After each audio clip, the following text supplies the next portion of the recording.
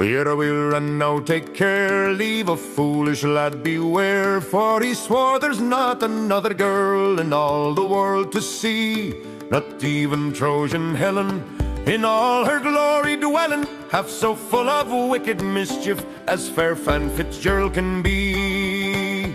Oh, her brows are dark and fine, set like traps by grand design, and her eyes, Lord save us all, undo the steadiest of men. So Cupid, drop your arrows, go home and mind your sparrows, you've no chance at all against the likes of lovely Fan. See the golden tresses fall like a net to catch them all, sure no fisherman has ever cast a finer thing at sea, and every curl's a warning that hearts won't last till morning, there's not a lad in Kerry left as whole as he should be.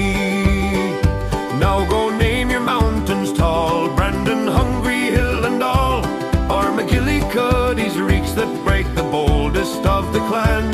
But every soul confesses, through curses mixed with blessings, there's more ruin in one soft glance from little Miss Fan.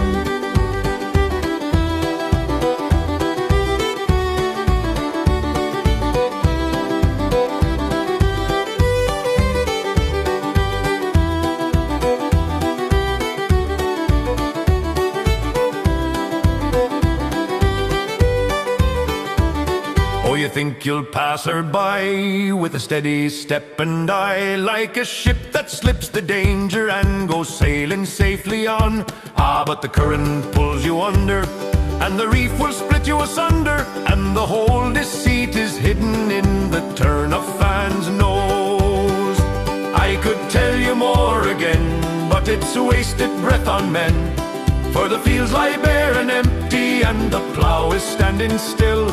They've left their work and reason like it's some wild marching season, all undone and gladly ruined by the charm of Fan Fitzgerl.